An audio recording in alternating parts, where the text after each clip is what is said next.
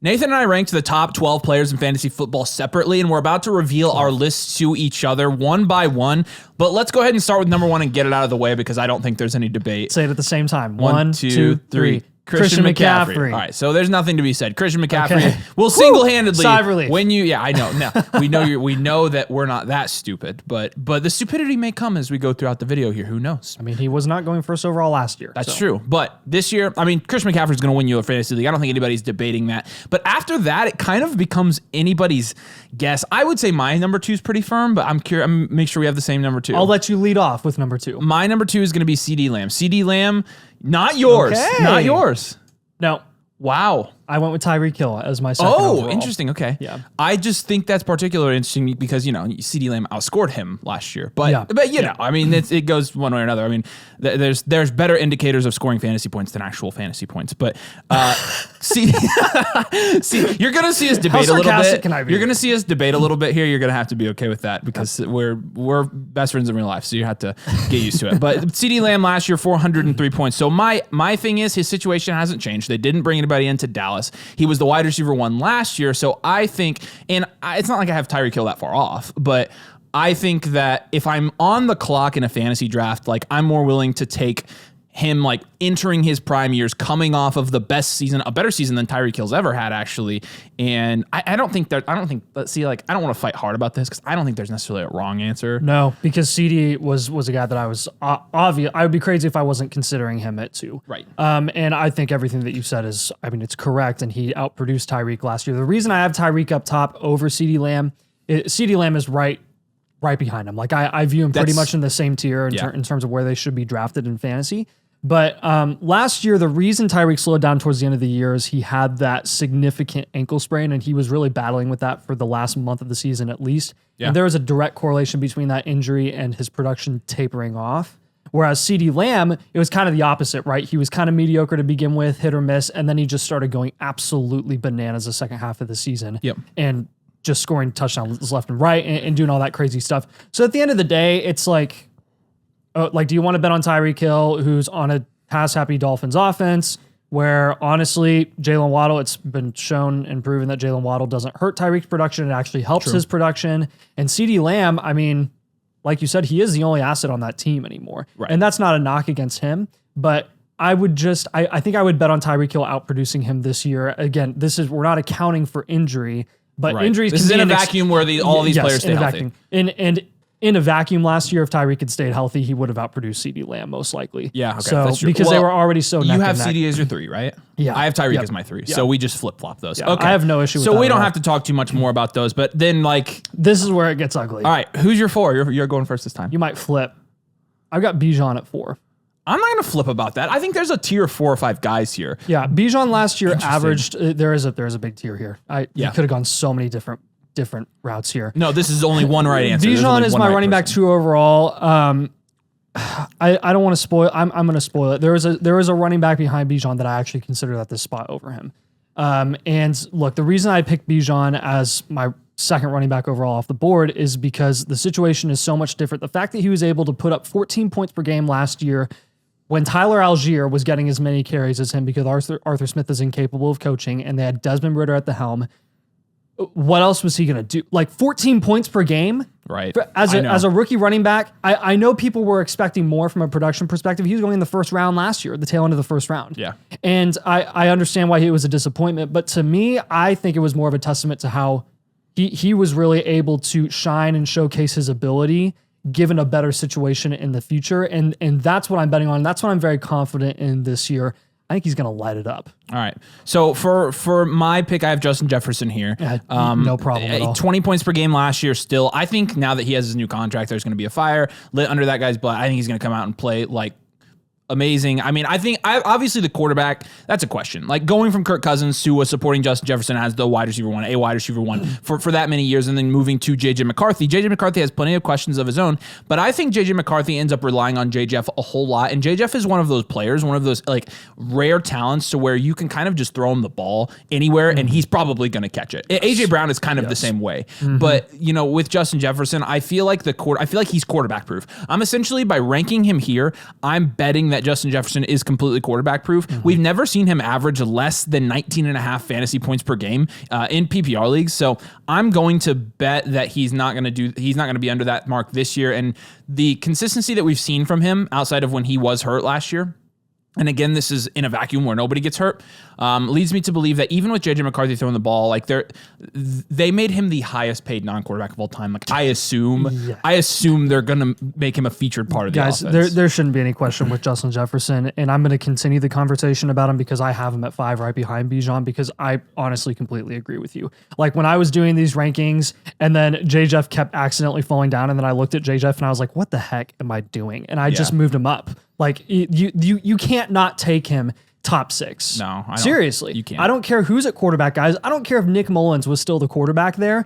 In his last 4 games when he came back from that hamstring injury, he had 10, 10, 10, and 14 targets. Put up 15, 26, 10, and 36 points. If anything, the quarterback situation will push more targets his way, I feel like. Yes. So, okay. I am not worried about it whatsoever. Like, remember, we did this whole video a couple weeks ago. It was the thumbnail said, stats don't lie. These players are primed to break out based on all of this wide receiver research that we've done. And what we found is target share is not dictated by situation and opportunity on a team. It's more dictated by the talent of the player themselves. Right. And Justin Jefferson should be the poster child of that example. He is debatably the best wide receiver in the NFL. If not, it's not a question, top 3 or 4. And what do you think he's going to do? Not produce? I just don't.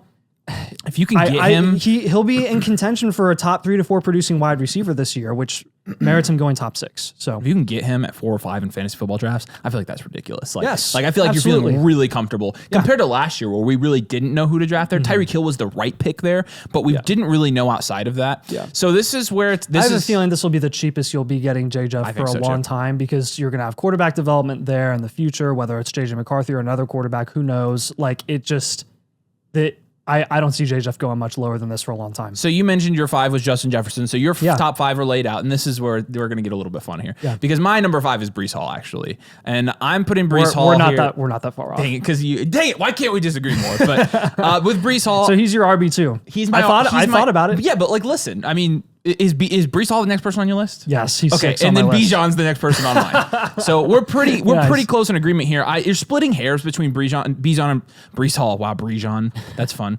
Breece Hall last year, we saw that top 2 fantasy running back production that we technically haven't seen with Bijan. But it's coming with Bijan. So with Breece, like I just see the 95 targets, 76 receptions, and I drool over that. Like because he can do that in a bad offense. So like worst case scenario, that offense is even just marginally better because of the offensive line improvements that they've made. But then if you actually add in that Aaron Rodgers could potentially stay healthy, even though there are all those videos. You see the video of him like massaging his Achilles. He said it was, what did they say it was? The blisters or something. Yeah, and then COVID toe. Oh my gosh. But I feel like with Breece Hall, you're not really betting on Aaron Rodgers' health here because he showed last year that he'll do it no matter what. Yeah. And the fact that he did that coming off of an ACL.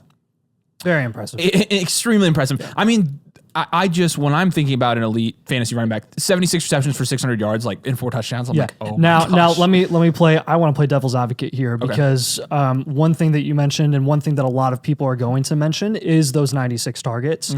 And that's incredible. That's unbelievable. We love to see that. But there is a scenario where that goes down significantly, because when you look at the quality of targets that he was getting last year, it was truly just like the dump offs were drawn up for Breece Hall because their quarterbacks were incapable of throwing the ball any further than 5 yards downfield. Yeah. Like it was really, really, really bad. So what I would anticipate personally is that target opportunity goes down a little bit. And I wouldn't necessarily be afraid of that and knock him for it. But just keep in mind, if you're drafting Breece Hall, assuming that he's going to get 100 targets again, I personally would think again. Because when you look at Aaron Jones being like the poster child for an Aaron Rodgers running back and all the targets that he got, he never got even close to 96. He was always in the 70s range. And that's a decent amount of targets down.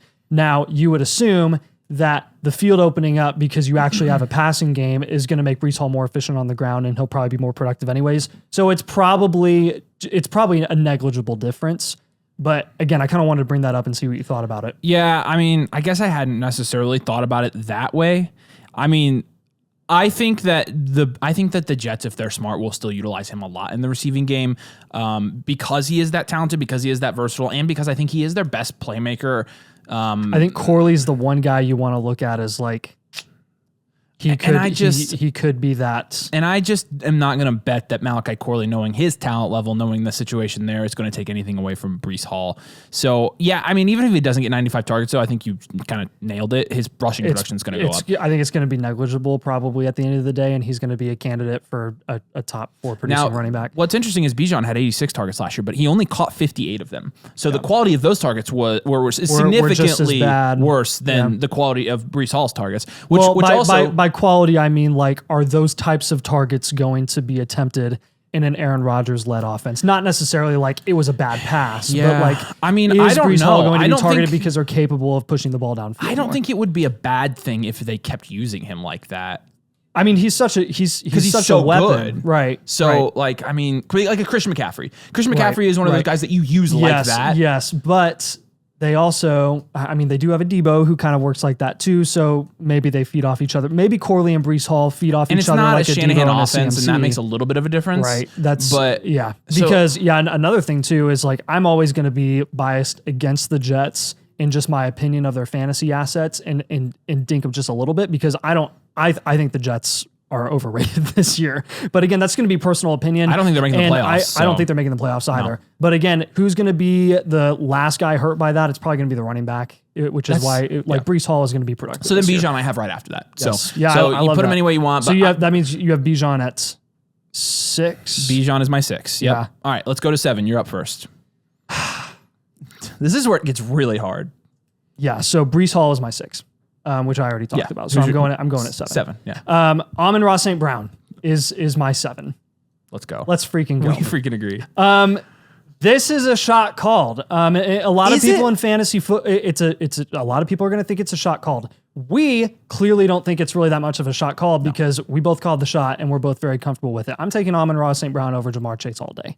I like the amount of targets that he gets on a consistent basis, which again, Jamar Chase gets that quantity of targets. We are splitting hairs here. We're talking about the top 12 fantasy assets in 2024. It's purely for discussion. It's purely for discussion. Yeah. I prefer Amon-Ra St. Brown in an offense where he has been consistently productive and was elite in all definitions of the term amidst Sam Laporta being the tight end 1 overall, amidst Jahmyr Gibbs being a running back 1 as a rookie, and Jameson Williams apparently having a bunch of expectations. Like, I don't know. To me, this is an offense that is built for Amon-Ra St. Brown to consistently be productive. And I'll have you can reinforce Amon-Ra, you can talk about him a little bit, or you can talk about Jamar Chase, but I'll kind of hand that off to you. No, I think that the reason... This is supposed to be a debate video. It is, and we'll get to I'm sure we'll debate in a minute, but for Amon-Ra was 4th overall in fantasy points last year. 4th among,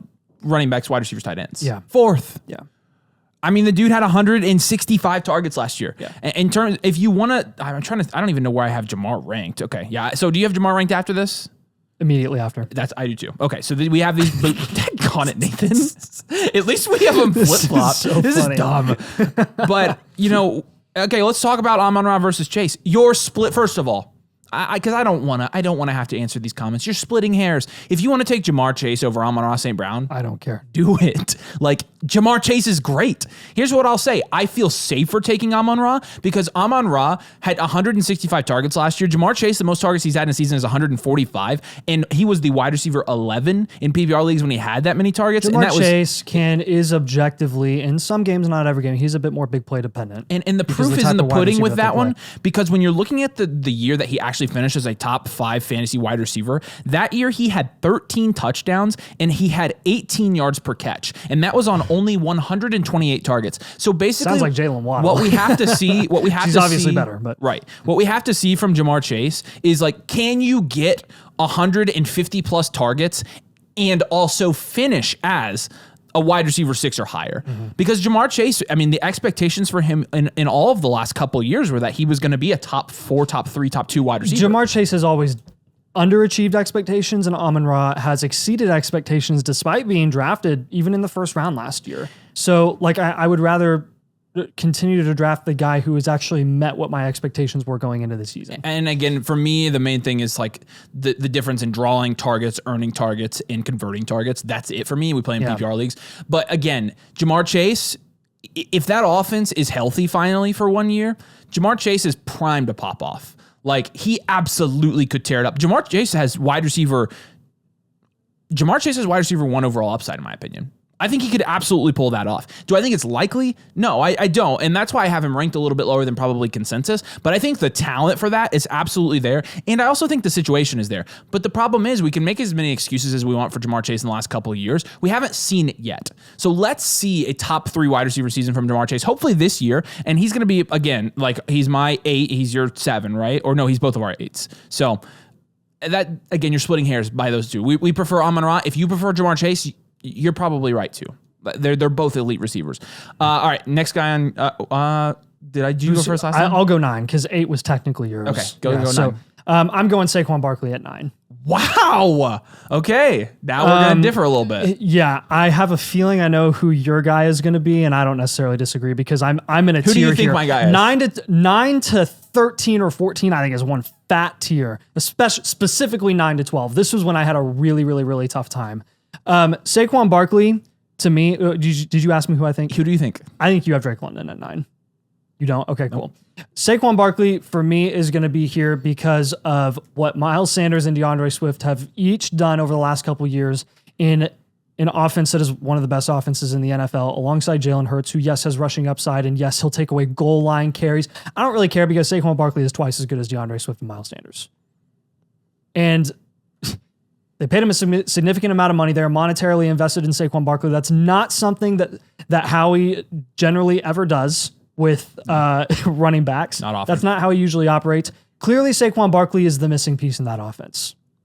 That's what they've been looking for the last multiple years, and I think he is going to eat in a situation that is infinitely better than any situation he's ever been in New York, and has been productive. To me, from his receiving upside to his versatility as a runner and a receiver, and just the threat that he is all over the field in the red zone I don't care, behind the best offensive line in the NFL, even without Jason Kelce, the best offensive line in the NFL.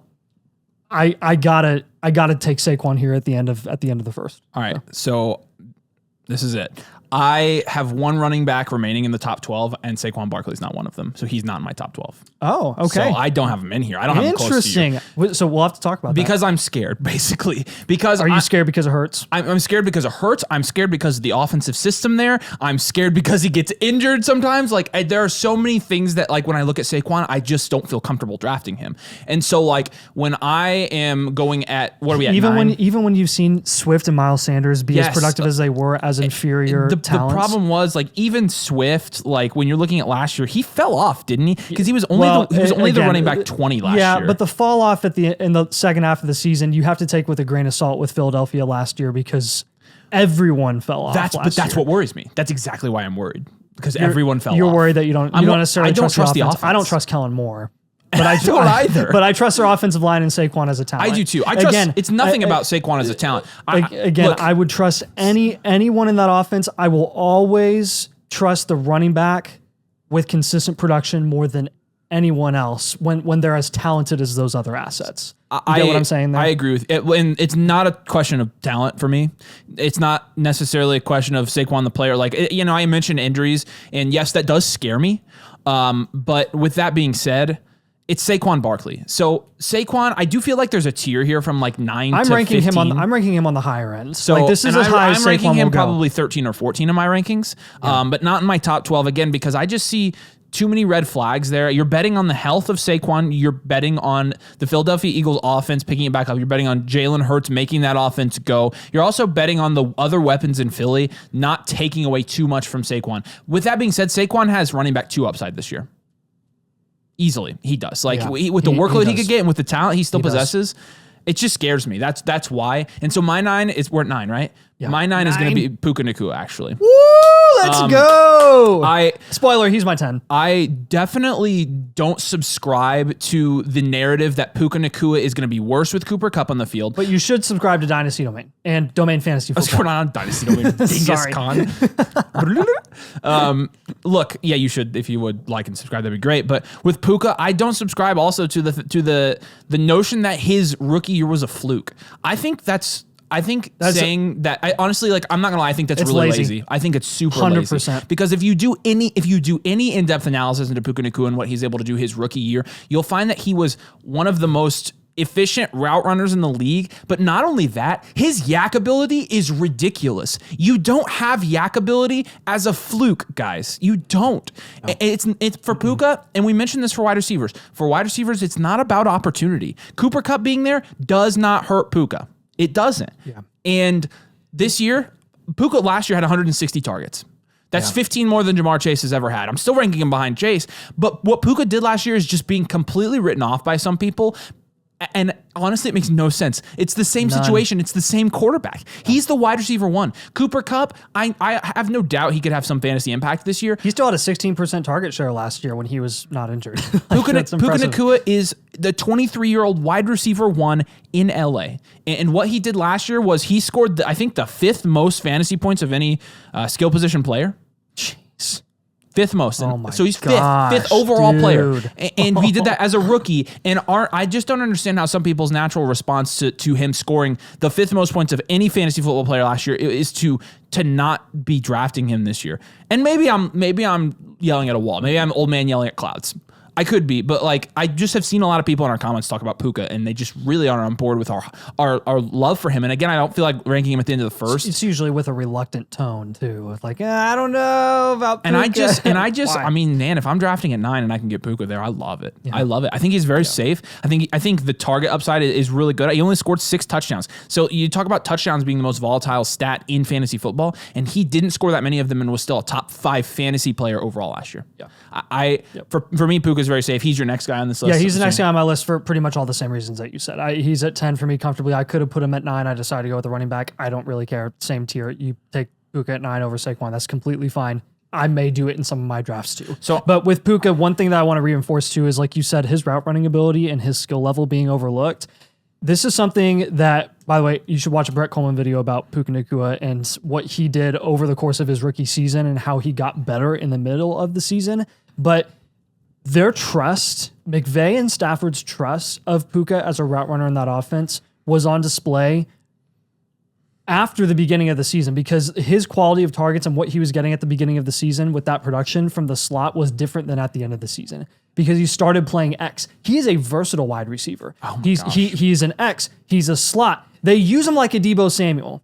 As a prospect, that was one of the things that I talked about when I liked him. I was like, I'm interested to see how they use him in the red zone like a Deebo Samuel. They didn't do that until the end of the year. They started using him on jet sweeps and on like play action and stuff in the backfield, and it really messed up defenses. And it really, really did. I think they're gonna do that more. Sorry, you're good. My bad. I want to highlight.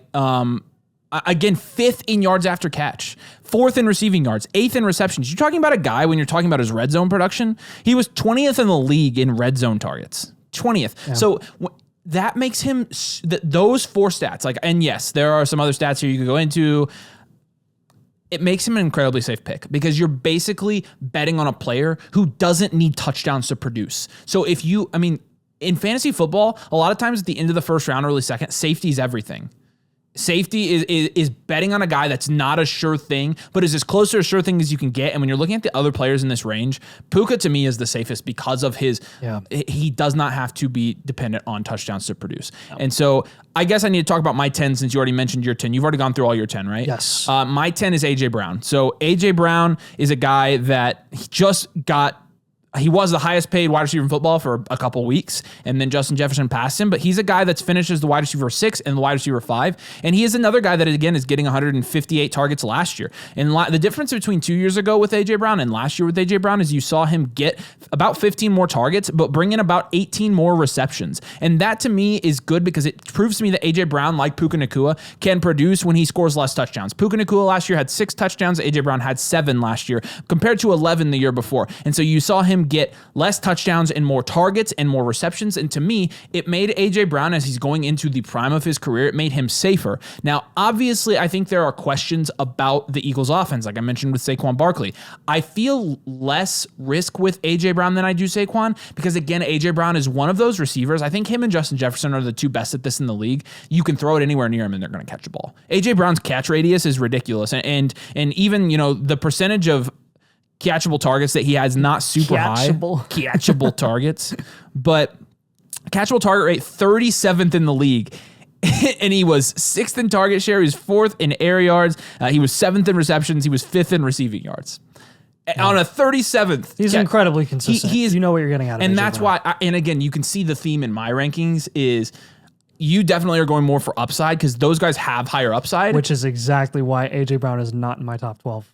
Wow, it's because it's an upside thing. Yes, it's an upside thing. Over the last couple of years, he has, again, been wide receiver 6 and 5 because he's so consistent. Even with the drop-off at the end of last season with the offense going down and really being poor, the last couple of years, he's been wide receiver 8 and wide receiver 8 on a points per game perspective. And when I look at the other wide receivers that I'll eventually reveal on this list, I see an avenue for them to be more productive than A.J. Brown. And I view A.J. Brown, even though I view him in a very, very high light and a very safe guy that you're investing in fantasy, I think you know what you're getting from him. And I think it's asking a lot. Not a lot. I think it's asking a bit more than I'm comfortable with, given the offensive situation and the way Kellen Moore runs his offense in Philadelphia, for me to say that he's for sure going to be a top 6 points per game wide receiver. And I'd rather take a shot on other guys that I think have more upside given better situations now. Okay. So that's just where I'm at. But again, the same reason I kept A.J. Brown out of my list is the same reason that you kept Saquon out of your list. Sure. We're just betting on different guys in the same offense. I'm betting more on the running back. He's betting more on the wide receiver. You can't go wrong with either. It really is, in my eyes, the same tier. Who's your 11? My 11th is Drake London. I think Drake London has the chance to be one of the most... taking one of the biggest jumps in fantasy this year compared to what he did previously. Drake London, I think, is well established that he's a very talented wide receiver. Kirk Cousins, I think it's well established that he provides a ridiculous amount of volume to a point where he can help a wide receiver 1, a top 4 wide receiver produce in Justin Jefferson, a top 24 wide receiver produce in Jordan Addison when he's healthy, and a top 4 producing tight end all at the same time. Actually, when Hawkinson was healthy and Kirk Cousins was healthy, he was the tight end 1 overall. What more do you want? What more do you want? This is Drake London's time to shine. It's a shot call, but when you're talking about upside, this is all the upside in the absolute freaking world.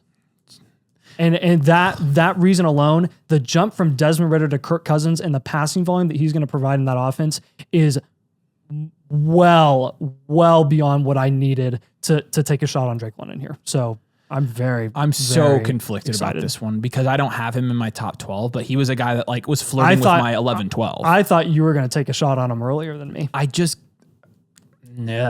just scares me because this is the wide receiver, like the running back video that we did with the strategy and where you pass up on them at the end of the first. You pass up on them because of guys like Drake London. Yeah, I agree with Drake that. London is one of those guys that has the ability, yes, to underwhelm, but oh my gosh, if you are not terrified as a fantasy player of passing up on Drake London when you're on the back end of the first, you should be terrified of passing up on him. And I'm definitely taking him early second, I think. Because with Drake London, a lot of people are saying he's a bad pick in fantasy, which I think is garbage. I think respectfully, that's a bad opinion. ESPN ADP has him at wide receiver 36 right now. What are you smoking? Seriously? However, I do understand the argument that we haven't seen Drake London do it yet. So that's fair. That's probably what gave these other guys the edge in my rankings. Drake London would be my 13, I think, maybe 14. But he was a guy that I couldn't decide where to put on this list, and I ultimately just left off because I want to see it from him. That said, I think he's a great pick in fantasy football, so I have no arguments with that. My 11 is actually Jonathan Taylor. He's off my list. Wow, I'm kind of surprised about that. It's another upside thing for me. I'm scared about his upside a little bit. So when you're looking at, because for me, I'll go ahead and give you my 12 too. My 12 is Garrett Wilson. Who's your 12? Garrett Wilson. Okay, nice. So interestingly enough, we're going to have some explaining to do because we both left out Gibbs. And Gibbs is pretty consensus top 12. What's your reason? All right, I'll get back to JT then. My reason for Gibbs is because I think he was really, really good his rookie year and really, really productive. I don't know how much higher his ceiling is than that. It's absolute. I could not agree with you more. Because to me, this is something where we underestimated what Jahmyr Gibbs could do last year because he was going in the 4th round, or at lowest 4th. Maybe did he fall to the 5th round sometimes? I guess it depended on your format in fantasy. It did. But look, he was going way lower than he should have. And we always knew that David Montgomery was there and that he was going to vulture touchdowns. David Montgomery still vultured touchdowns last year. And even though Jahmyr Gibbs was able to be productive, and we believe that he'll be productive this year, every single other running back that we've listed so far is the guy. The number one guy. They are getting every single opportunity, every single relevant touch in that offense. No one else is competing with them for touchdowns. No one else is competing with them for touches. So by default, Jahmyr Gibbs has to be the last guy. It's a gut thing, but when I think about it, I'm like, does Jahmyr Gibbs have top 5 running back? Probably does. Yes, he does. Top 3? I don't think so. Debatably, yes, but we've already talked about 4 or 5 other guys who we think have just as good, if not a better chance. I don't know. And you could take Jahmyr Gibbs at the end of the first and I'd be okay with it. I'll just be honest with you. I looked at him last year. I'm like, he had a really good year, really productive year in fantasy. He was the running back 10. And so I'm like, I think I'd rather have Jonathan Taylor. Jonathan Taylor is a guy that I know is not only going to get all of the passing volume in that offense, he's a guy that had 40 targets in 2021, 2022. But I know he's a guy that's going to get all of the relevant red zone carries as well. And yes, the argument against that is that you have Anthony Richardson there. But I promise you that Anthony Richardson will not be vulturing all of the touchdowns from Jonathan Taylor. You're going to see this team run a lot in the red zone. And I think there's I know there is a world where they're both productive. You saw it in 2020. We saw it with worse players in 2022 with Miles Sanders and Jalen Hurts. Both of them were productive on the ground. You had Jalen Hurts, who was able to rush for his own. You had Miles Sanders, who was not productive in the receiving game, but was a top 12 running back in fantasy because he got the touchdowns. Yes, there are only going to be so many touchdowns to go around, and my verdict on this is that people are overall too low in the Colts offense this year. I think that Jonathan Taylor is able to get plenty of touchdowns in this offense, and I think he's going to get plenty of receptions, and I also think he's a good enough talent to get plenty of yards both places, and so I'm betting on the talent of Jonathan Taylor, who hasn't been fully healthy last year nor the year before. We haven't seen fully healthy Jonathan Taylor since 2021. Are we going to see running back 1 Jonathan Taylor again? No. But can we see top 5 running back Jonathan Taylor? I think so. And I think the Colts offense is better than what people are going to expect it to be this year. And so with that, I'll go Jonathan Taylor. And you, who is your... Yeah, it's crazy.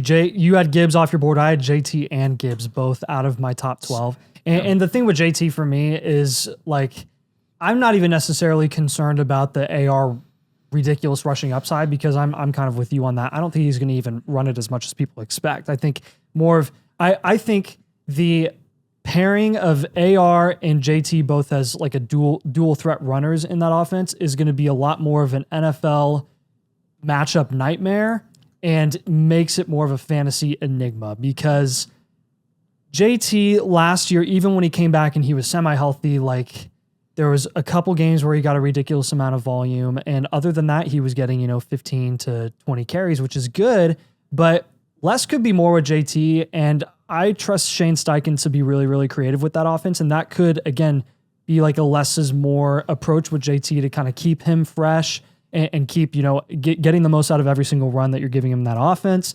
And you also you're playing with a 6-back offense. Like Josh Downs does stuff in the backfield. And Anthony Richardson is going to throw it a lot more than people expect. They just drafted another wide receiver in the 2nd round this year that a lot of people are obsessed with. And regardless of what you think those receivers are going to do, like AR, I think is going to throw it a lot. And it's up to interpretation. I definitely am supportive of anyone who wants to take JT at the end of the first. I just left him off. So, and then we have Garrett Wilson last. And with Garrett Wilson, we're betting on the health of Rodgers, but obvious he's been productive. Upgrade. The offense is going to be better. He got another receiver there to kind of take some pressure off of him. So Garrett Wilson, I think he's going to be going here pretty consensus, and I think that Nathan and I both agree on that. So longer video. So we didn't anticipate it going that long, but there was good discussion. So make sure you drop a like. Make sure you subscribe to the channel if you play fantasy football, and we appreciate you doing those 2 things for us. Thank you guys so much for watching today. Let us know what you think in the comments, and we'll see you later.